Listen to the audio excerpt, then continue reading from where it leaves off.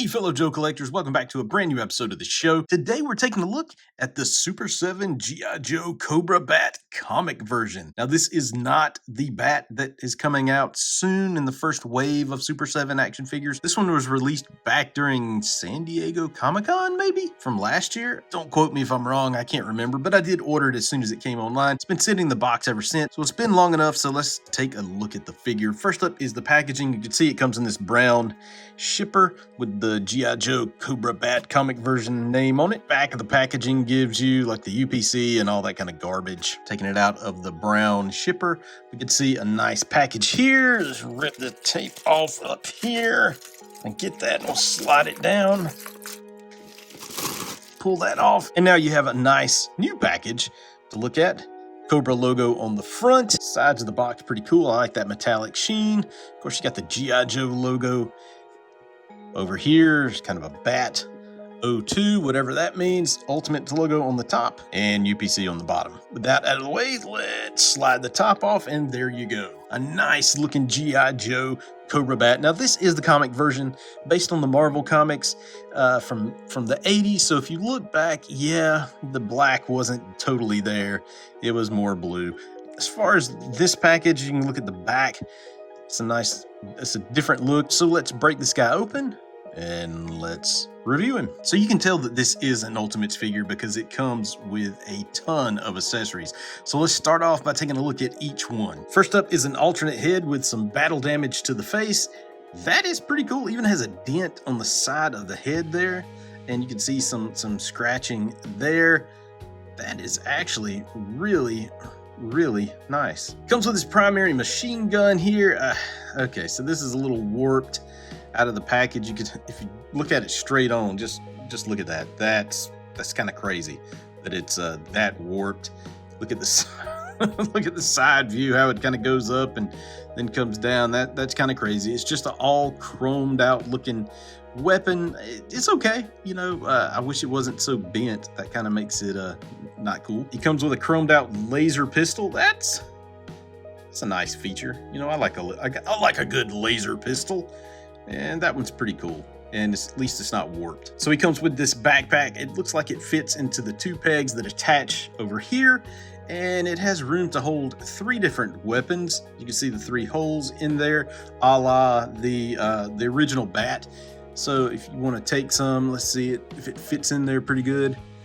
Yeah, you just shove it in there and it works. He also comes with this canister here, and if you look at this canister, it does open up to reveal these spores, these purple spores that come out. You can see there's a big hole right there on the bottom of the spore, and it just attaches right here, shoves it right back on. Pretty cool. But that's pretty cool. I can't remember if this was, I'm assuming this is from an issue from the comics. It's been so long since I've revisited those, but I can't remember exactly what issue, so I'll have to go back and do some digging. But you can see it does come with the notches here to attach just like the backpack would. Comes with some battle damage sparking, so you can see this long piece here will attach. There's a hole right in there that I'm sure this thing will attach to, so it looks like the circuitry sparking. I'm not a big fan of like sparky and electrical kind of accessories, so it's not my wheelhouse. So we have the 3 main bat accessories that they all come with. Here is the claw kind of cut thingy. Here is now is this the flamethrower or the laser? I can never remember, but you can see that attaches to, you just take one of the hands off and attach this guy. And of course here is another one. I can't remember if this shoots the fire or if it's a laser gun. Most likely this is the flamethrower. I can't remember. So again, if we want to put these in, remember they just go down fairly easy into there. It's that was a little harder than I thought. Put that there.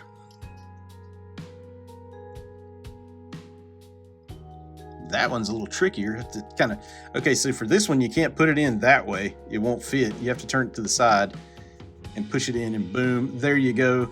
So they all 3 fit into the back of that. Perfect. Now he comes with 2 fists out of the package, but he also has 3 other sets of hands. He has the grabby hands. He has the gun holding hands. And he has more gun hands. Unless these are booger picking hands. I can't remember. taking a look at the figure itself, if this is what we can expect from the rest of the Super 7 G.I. Joe line, I think I'm gonna be happy. He's gonna be taller. He's not the 6-inch scale, so we're gonna pull out the classified bat so you can kind of get a nice look at the two together.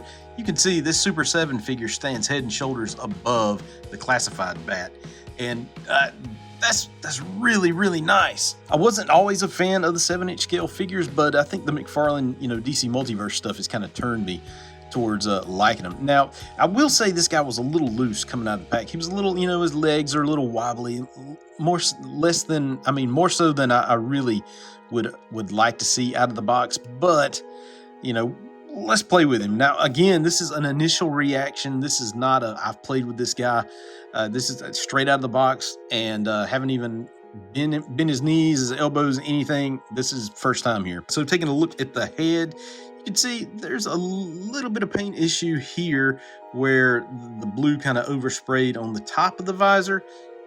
I'm kind of nitpicking here because the paint actually looks really good on this guy.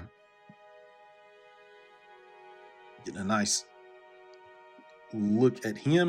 Of course, this looks like it might hold like an accessory or something. I'm not sure. He does have the holster here where he can put that laser pistol, and let's see how well that thing will fit. It does have a little notch right here. I wonder if that notch can fit. I doubt it. That hole's not big enough for that notch. Well, look on the back side, there is a notch too that you can see if I kind of put it over the white and it hits that hole.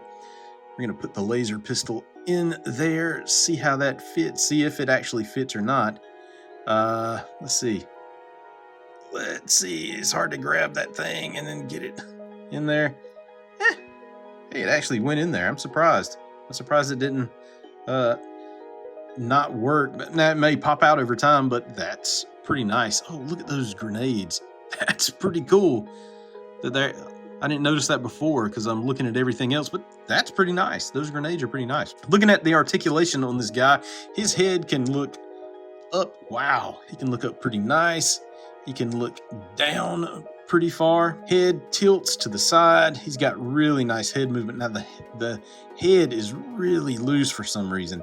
I don't want to move him too much, but he also has like this back and forth here. So he's got some movement there that is really nice. Arms can rotate all the way around. They can lift up about that high. He does have bicep swivel. Now the elbows, they're on this rounded ball joint, so they swivel all the way around and they can bend not far. That's one thing I'm not too thrilled about, but I can live with it. Now the forearms look a little awkward because, these things twist and you can pull the hands off here, right here at the cut, and apply any of these other hands that you wanted to, or the accessories in his backpack. See how hard it is to pull one off. Oh, wow.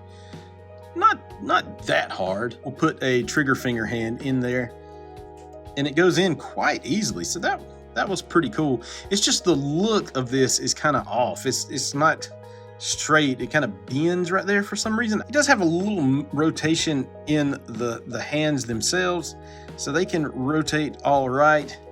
Got some movement there, back and forth. See here, he twists at the waist. He can go all the way around. Now, here's the problem. Because of this, see, that thing already popped out. Because of this, you're not going to get much of a split from side to side, but his leg can go up about that high. Back and forth, that's about it. But again, because this is attached, I'm worried over time of breaking this if you stretch him too terribly much. Now, he has some bend at the legs here, as you can see. They go in and out a little bit, yeah, because it's on like a ball joint. The knees only have the one bend, which is it's okay, I guess. It does have calf swivel, and of course, just the one turn for the ankle. Now, overall, I'm super excited to have this figure. I can't wait to get the regular black edition for the Bat. It's absolutely cool. Now we're gonna put on his backpack so you can see how that works. You can see he has peg holes here where they attach. Now there's a little problem. You have to kind of widen those out so they attach pretty good, but nothing a little heat probably couldn't help. Again, the more I play with this guy, the more loose he's feeling. So that kind of worries me about the longevity of this guy, you know, especially standing on the shelf. Does he even have holes? Yeah, he has holes in the bottom of his feet. So, you know, a cool stand will probably help this guy out. I don't know why it took me so long to get this guy out of the package, because he's really a really nice action figure. And again, I can't wait for Series 1 to ship, which it should be shipping here in the next week or so. So we'll have those for review. All right, so that was just a quick little look at the Super 7 comic version of the Bat. Hope you enjoyed the review. If you will, hit that subscribe button, that like button. I sure would appreciate it. Check me out on Instagram at Figure Attack. And please share this video. And hey, why don't you watch another video? All right, Joe collectors, yo Joe.